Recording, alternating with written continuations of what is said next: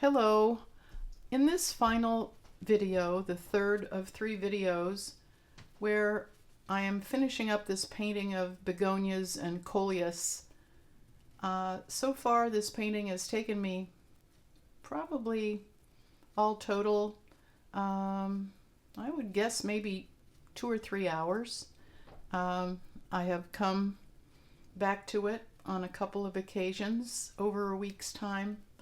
And I'm putting some finishing touches to nuance these petals. The oranges and yellows really have to be very carefully nuanced because to put dark values in yellow is kind of a tricky game.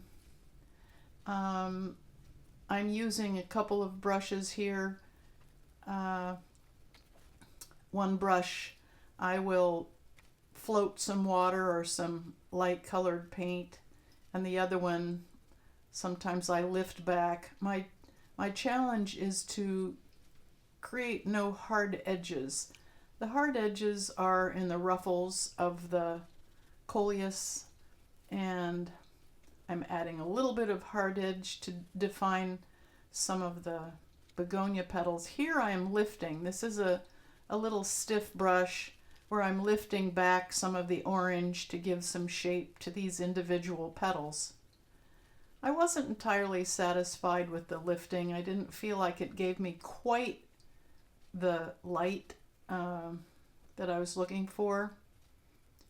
Here I'm trying to give variety to the shapes of these petals, these orange petals. So now, when I'm working around the begonia, I'm trying to add some dark values, which pops the bright values out.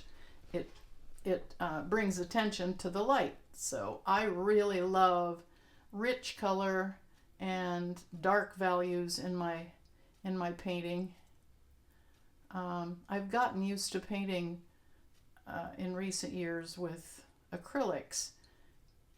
So here I have pulled out my Dr. P.H. Martin's Bleed Proof White, and off camera I'm mixing that white with a few of these same colors that I've used just to get a little more brightness back into these. I'm also reshaping the petals a little bit. They, when I was painting around them and painting the leaves, upon looking at them from a distance, I just felt like some of them could be a little bit rounder. I'm popping a little bit of light, defining some more petals. I tend to spend quite a lot of time doing these final nuances. I use my finger to blend the edges so I don't get hard edges. I spend quite a bit of time on these final nuances because I think it makes a big difference in a watercolor. I'm taking Dr. P.H. Martin and some green gold and a little bit of orange here, shaping petals a little bit more. I've long let go of my reference photo. I will be assembling all 3 of these videos, creating this painting. This is the third of 3.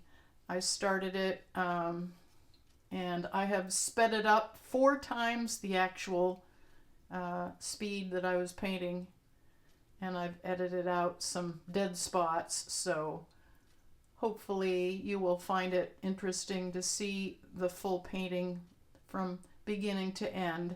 Just subscribe to my YouTube channel. I'll be posting that shortly, combining all 3. It will probably take about, I would guess, maybe 45 minutes to watch it all total.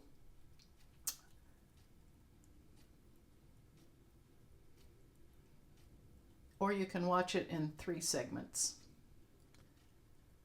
So I'm just continuing to tweak this begonia. I want it to have lots and lots of shape to it, not just be flat petals.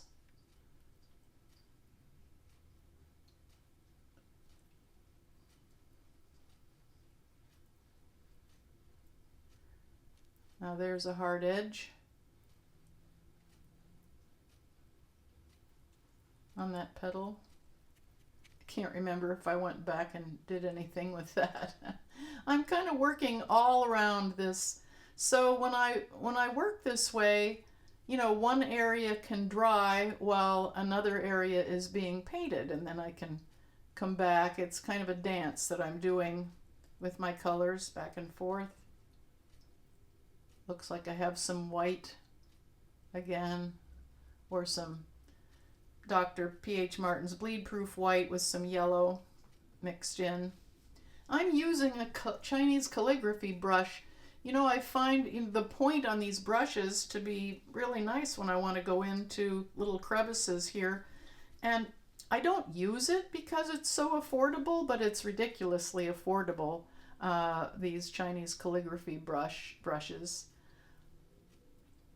I took a class years ago with Guan Weijing doing a portrait class, and he's a master portraitist, lives in China, and he only uses these brushes. He used Chinese calligraphy brushes for his paintings for many, many years, and he only uses Cotman watercolors, so a student grade watercolor.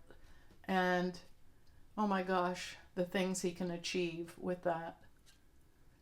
Once again, I'm lifting here so that it looks like these Coleus leaves have some three-dimensionality to them.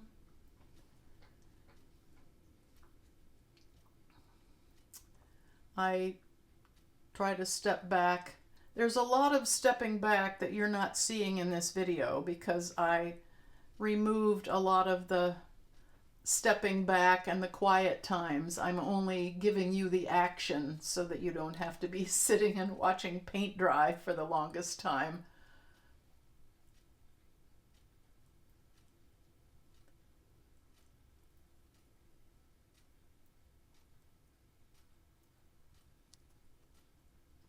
Orange and yellow flowers are a bit of a challenge because you can't darken them very much, so you have to really kind of sneak up on the shaping and the values, or they just look really dark. And here is my final product, if you will, my final painting.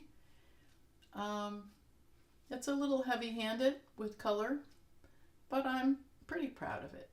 Thank you for watching, and check out my YouTube channel.